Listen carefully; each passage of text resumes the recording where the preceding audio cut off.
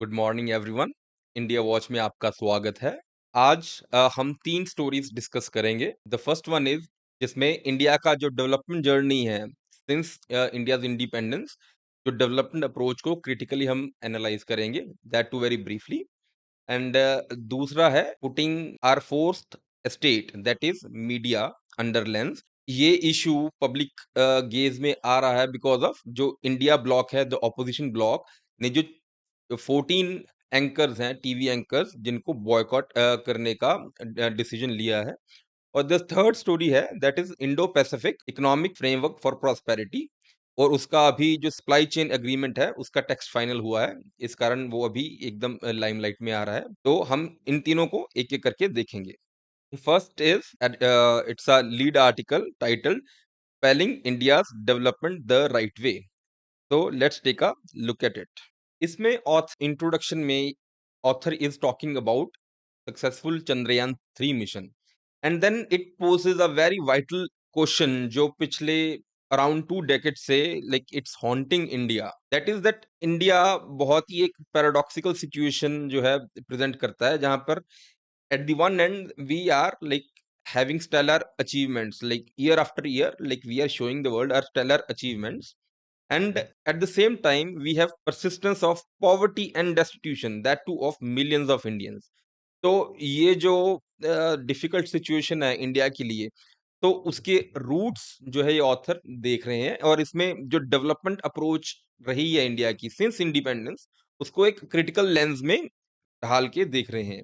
तो we will look at it. सभी को जैसे पता ही होगा, लाइक आफ्टर इंडिपेंडेंस जो नेहरूवियन एरा था, उस टाइम पे बिग पुश अप्रोच बोलते हैं ऑफ इंडस्ट्रियलाइजेशन, जहां पे हैवी इंडस्ट्रियलाइजेशन को फेवर किया गया था। ऑथर ने इसको मून शूट अप्रोच जो है टर्म किया है। अदरवाइज जो एकेडमिक लेक्सिकन में बिग पुश अप्रोच भी बोलते हैं, big push approach to development, जिसमें the strategy was deploying modern industrialisation to shake off ills of past centuries of colonial rule and poverty। और इसमें this is also called Mahalanobis model, जो second plan 5 year plan onwards जो ये शुरू हुआ था। तो इसमें the focus was heavy industry, self sufficiency, science and technology पे बहुत जोर दिया था। Like Nehru ji was true institutional builder in this regard. ISRO establish हुआ था, डिपार्टमेंट ऑफ एटॉमिक एनर्जी था, इंडियाज न्यूक्लियर प्रोग्राम था, there was establishment of IITs, IIMs and PSU. और पीएसयू जो है सारी की सारी जो है हैवी इंडस्ट्रीज वगैरह में, स्टील हो गया, मशीनरी हो गई, मशीन टूल्स वगैरह। However this approach exacerbated the inequalities because these better paying jobs and access to these quality higher education institutions were limited to only the privileged group of people, and that too mostly the upper caste, जिनके पास access to higher education था। इस approach का general criticism दिया जाता है, and this criticism was spearheaded by Swatantra party, जो C Rajagopalachari की party थी, उन्होंने स्पीयरहेड किया था इस क्रिटिसिज्म को, that this approach has over reliance on public investment, and जो प्राइवेट सेक्टर को जो है ऑलमोस्ट नेग्लिजिबल रोल दिया गया था। And this approach focused on capital and technology intensive industries, like heavy industry की जो हम बात कर रहे हैं, rather than labour intensive sectors like garments and footwear. तो बिकॉज इंडिया में जो कंपैरेटिव एडवांटेज थी, आप comparative advantage, you should search की कंपैरेटिव एडवांटेज क्या होता है इन ग्लोबलाइज्ड इकोनॉमी। तो जो comparative advantage in lot of labour जो अवेलेबिलिटी थी, उसके ऊपर कैपिटलाइज नहीं किया।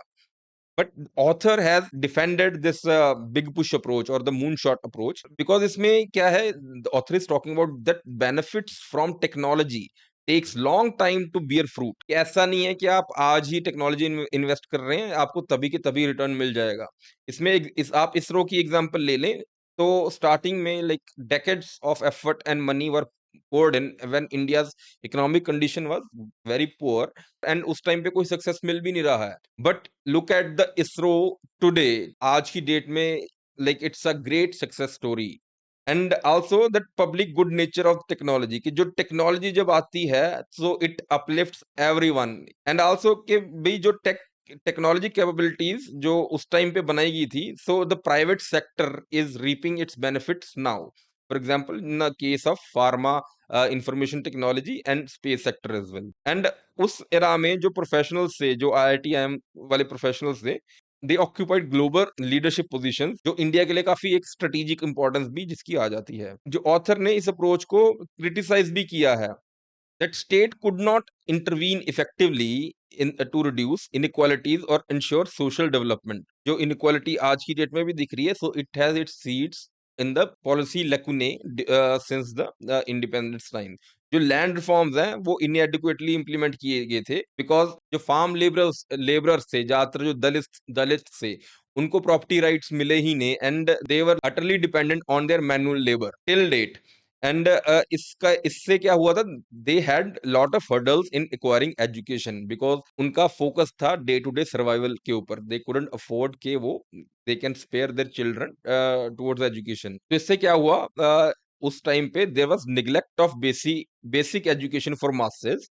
एंड जो अप्रोच थी सरकार की towards education, it was demand driven, कि अच्छा भी जहां पे डिमांड होगी एजुकेशन हम वहां पे प्रोवाइड करेंगे। स्टेट ने ऐसे रिस्पॉन्सिबिलिटी नहीं ली थी कि भी हम एजुकेशन सभी को प्रोवाइड करेंगे। अगर आपको याद होगा उस टाइम पे जो the ideal of universal and compulsory education है, वो directive principles of state policy में डाला गया था, जो हाल ही में 2009 में राइट बना है। और दैट्स वाई जो इसके टाइटल में जो लिखा जाता है कि it's a free, universal, free and compulsory education. So ये these terms are very important, क्योंकि जो कंपल्सरी एजुकेशन है, अर्लियर ये शो करता है कि earlier the education was demand driven. However sought कि अच्छा हमें एजुकेशन चाहिए, उनको दे दी जाती थी। एंड इंडिया में बिकॉज आज की डेट में भी लाइक एजुकेटेड अनएम्प्लॉयड का प्रॉब्लम बहुत ज्यादा है। You can't expect poor people to spend like around 8 15 to 18 years of their lives into school education and still face the stark reality of unemployment। It was a rational decision on their part कि education का कोई फायदा उनको दिख नहीं रहा था, to forego years of daily wages। और इसमें the author is talking about कि जो ये परसिस्टेंट इनइक्वालिटी है, विच is getting carried over from generation to generation, decades after decades, it has a negative impact on industrial and economic growth, because जो domestic demand है, that is only driven by the from the upper classes, and that translates into like मैं एक कुछ video देख रहा था YouTube पे, that translates it to mere 20 crore Indians. And उसमें एक जो है इंडिया का जो ग्रोथ पोटेंशियल है, वो एक सॉर्ट ऑफ फीलिंग हिट कर सकता है। And until and unless we bring millions out of destitution, like that growth story will also remain chimera। And the entrepreneurship, जो सो कॉल्ड सो सेलिब्रेटेड entrepreneurship की जो बात हो रही है, वो भी इस narrow base of upper income classes से ही आ रहा है। तो जो ये ऑथर है, एक कुछ प्रिस्क्रिप्शंस दे रहे हैं रिगार्डिंग डेवलपमेंट अप्रोच, कि डेवलपमेंट किस हिसाब से करनी चाहिए। And it's very similar to the human development approach which is quite in vogue in our current era. तो एक तो ये बोल रहे हैं that reverse the pattern of post 1990s trend, जहां पे that state support for industrialisation is winning. यहाँ पे मार्केट फोर्सेस को बोल दिया गया है, ग्लोबलाइजेशन की फोर्सेस को बोल दिया गया कि that they will take care of themselves. But the author is saying no, that state needs to support industrialisation, that is very necessary. The other countries are doing it, China and USA are doing it, why not India? And he's also talking about education, that increased stress on education and higher education for all। तो यहाँ पे I guess it's a very long shot, higher education for all, at least like education till 12th class should be made compulsory and should be provided on very quality basis. अभी आगे बढ़ेंगे towards our next story, which is titled is opposition decision to boycott certain news anchors justified। तो हम ये specific जो है controversy में नहीं जाएंगे, this conversation between two eminent journalist. उसका जनरल एनालिसिस करेंगे कि भाई where does our fourth state stands, specially broadcast media, television media. तो इसमें क्वेश्चन पुट अप किया गया है that hate mongering versus biased media. वो लाइक इसमें ये डिस्कस कर रहे हैं कि which is more like abhorrent, कि बायस्ड मीडिया और द हेट मॉन्गरिंग। तो यहाँ पे जो इंडिया ब्लॉक ने जिनका बायकॉट किया है, it's on the basis of कि we will not entertain this hate mongerer TV anchors. तो बट बायस्ड मीडिया जो जर्नलिस्ट है, इफ एट आउटसेट वो अपना इंक्लिनेशन जो है, अगर वो प्रेजेंट कर देता है कि I am inclined towards this and that विचारधारा, ideology, then it's not problematic. If they like show themselves कि भाई नहीं, we are neutral but they are subscribing to a ideology, that becomes problematic. And इसमें जो point निकल के आ रहा है कि India has a absence of media culture. कुछ जैसे एक प्रोफेशनल एथिक्स होती है किसी भी एक प्रोफेशन की, तो इंडिया में उस टाइप का कुछ कल्चर नहीं है, उस टाइप के कुछ एथिक्स नहीं है। एंड यहाँ पे एक टर्म है एक्सेस जर्नलिज्म, कि यहाँ पर एक्सेस जर्नलिज्म क्या है कि there is no institutional culture of guaranteeing access. ऐसा नहीं है कि भाई किसी पॉलिटिशियन को या किसी मिनिस्टर को कोई भी फ्रीली एक्सेस कर सकता है, और मे बी कोई भी रिप्यूटेड जो मीडिया हाउस है वो एक्सेस कर सकते हैं। ये ज्यादातर क्या है कि लाइक फॉर एग्जांपल अगर किसी जर्नलिस्ट और किसी मिनिस्टर में या पॉलिटिशियन में इक्वेशन अच्छी है, उनको पता है भी हाँ भी अनकंफर्टेबल क्वेश्चन नहीं पूछेंगे, मतलब अच्छी-अच्छी बातें ही करवाएँगे। So that kind of journalism बढ़ रहा है, जहाँ पे journalist and politician being too close to each other, they are not able to talk objectively, biased and subjective चीज़ें आ जाती हैं। और जो ये है, ये जो एक्सेस, जो ये फेवरेटिज्म वाला है कि सारे जर्नलिस्ट वगैरह है एक कैंप में बट जा रहे हैं, ये काइंड ऑफ ग्लोबल फिनोमेना बन रहा है, जिसमें क्या होता है कि जो पॉलिटिकल पार्टीज है, they incorporate certain media ecosystem into their campaign team and then they decide not to talk to anybody else, कि जो मीडिया हाउसेज या जो जर्नलिस्ट उनको सपोर्ट कर रहे हैं उन्हीं के साथ बात कर रहे हैं, and then they create those echo chambers के भाई एक ही नैरेटिव जो है लाइक चलता रहता है, एंड टू पैरेलल, इससे मतलब क्या था, पोलराइजिंग नैरेटिव भी चलने लग जाते हैं, कि जो ऑपोजिशन होती है उसका एक नैरेटिव इको चैम्बर बन जाता है, जो रूलिंग पार्टी तो उसका एक इको चैम्बर बन जाता है। तो यहाँ पे लाइक डिस्कशन होती है कि that what needs to change, या सॉल्यूशंस क्या हैं। एक तो है कि जो जनरल है कि we need more aware citizens, but the question is the awareness is precisely what journalism should promote.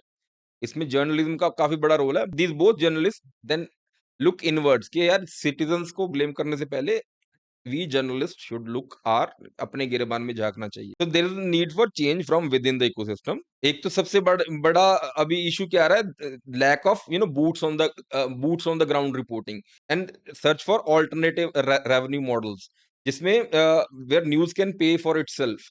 तो इसमें जो बूट्स ऑन द ग्राउंड, अभी जो सिचुएशन क्या चल रही है, सो व्हेन आप अगर ऑथेंटिक मीडिया हाउस रन कर रहे हैं, आपको ग्राउंड पे जर्नलिस्ट भेजने पड़ेंगे, बहुत जगह पे कॉरेस्पॉन्डेंट्स रखने पड़ेंगे, and that involves huge cost as well.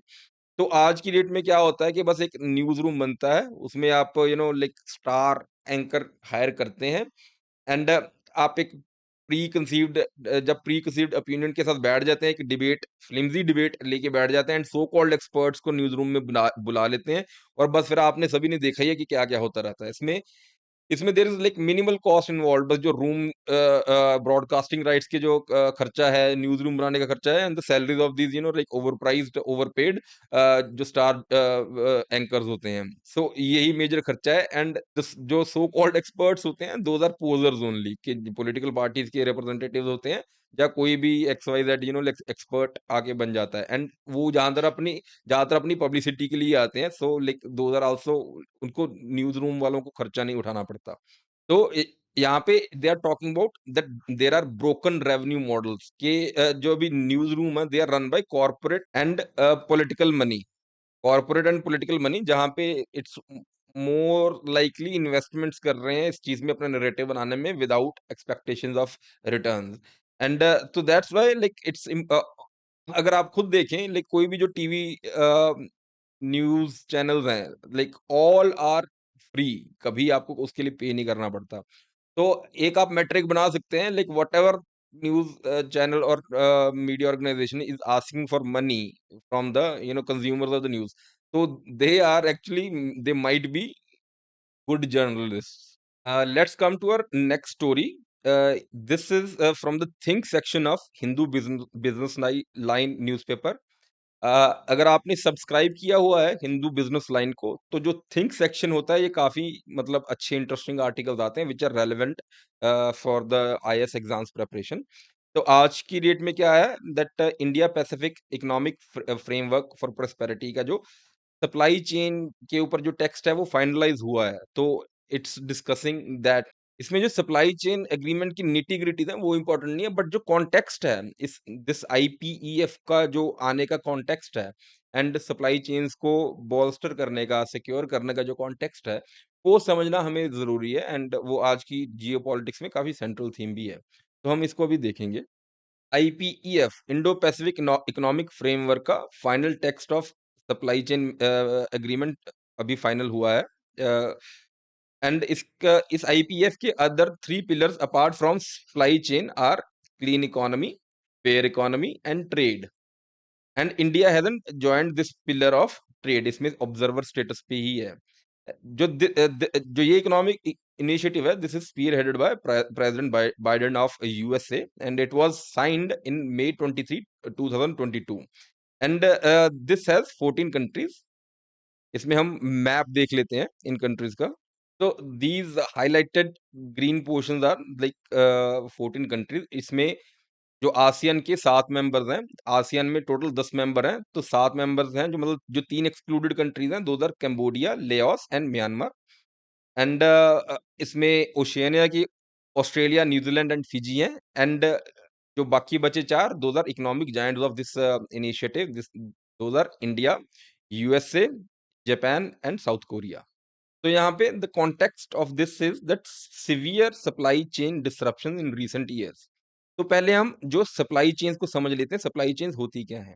तो इन दिस ग्लोबलाइज्ड इकोनॉमी, जब जो है आज की डेट में, कुछ भी जो मैन्युफैक्चरिंग है, राइट, उसमें कुछ भी एक जगह कॉन्सेंट्रेटेड नहीं है। कोई भी फॉर एग्जांपल कार को लगा लें आप, तो कार का हो सकता है एक पुर्जा, इंजन्स कहीं एक जगह बन रहे हों, उसकी चेसिस एक जगह बन रहे हों, उसकी जो इलेक्ट्रॉनिक्स है वो किसी और कंट्री में बन रहे हों। तो ये सारी जो चीज़ें हैं, मतलब देन असेंबल हो सकता है किसी और जगह हो रही हों। तो like the whole manufacturing is distributed. And why is it so? It is because of the principle of comparative advantage. क्योंकि हो सकता है कि कुछ कंट्री के पास मिनरल एडवांटेजेस हो, किसी कंट्री के पास लेबर एडवांटेज हो, किसी कंट्री के पास हो सकता है टेक्नोलॉजी एडवांटेज हो, एंड किसी कंट्री के पास हो सकता है कि अपना गवर्नमेंट्स की एडवांटेज हो, कि some governments are able to attract more investment. और China is a very good example of it. पहले था, अभी लाइक थिंग्स आर चेंजिंग। तो इसकी डिसरप्शंस हो रही हैं। डिसरप्शंस के इंसिडेंट्स कब आए थे? जब कोविड आया था, राइट। कोविड के टाइम पे सभी लॉकडाउन्स हो गए थे, और तब ये सप्लाई चेन्स की जो इतनी बिखर रखी थी सप्लाई चेन्स, कि उस मॉडल की रिस्क फैक्टर्स जो है, अनसस्टेनेबिलिटी वहां पे आगे आई उस टाइम पे कोविड में। फॉर एग्जांपल इंडिया में भी जब कोविड का जोर पड़ रखा था, and we were in the dire need of paracetamol. And India को जरूर बोलते हैं कि it's a pharmacy of the world, but India जो उसका जो एक्टिव फार्मास्यूटिकल इंग्रेडिएंट होता है वो नहीं बनाता। India just makes pills out of those APIs. तो जो एक्टिव फार्मास्यूटिकल इंग्रेडिएंट्स एपीआईज जो हैं, वो चाइना ज्यादा बनाता है, एंड इंडिया अराउंड 80 to 90% वो इंपोर्ट करता है। एंड उस टाइम पे ये सिचुएशन इंडिया के सामने आ गई थी। And then there was this Ukraine conflict, Ukraine जो ऑनगोइंग यूक्रेन कन्फ्लिक्ट है, जिसमें फ्यूल, फर्टिलाइजर, फूड की सप्लाई चेन्स में डिसरप्शंस आ गई थी। And there is also possible Chinese attack on Taiwan. अगर ये हो जाता है, तो बेसिकली ताइवान में वर्ल्ड की सेमीकंडक्टर मैन्युफैक्चरिंग होती है, लाइक स्मॉल चिप्स होती हैं। इफ दैट इज डिसरप्टेड, तो सारा का सारा जो डिजिटल इंफ्रास्ट्रक्चर है, that will be affected. And also क्योंकि जो 1990s से लेके पूरा का पूरा जो पॉलिसी कन्वर्जेंसी, जो हमने टेक्नोलॉजी की बात कर रहे हैं, लेबर फोर्स की बात कर रहे हैं, मिनरल्स की बात कर रहे हैं, हम कंड्यूसिव बिजनेस एनवायरनमेंट की बात कर रहे हैं, गवर्नमेंट सपोर्ट की बात कर रहे हैं, ये सारी की सारी चीजें चाइना में कन्वर्ज हो गई थी, और उस कारण सप्लाई चेन्स जो है, सारी की सारी पूरे वर्ल्ड की सप्लाई चेन चाइना में कन्वर्ज हो रही हैं।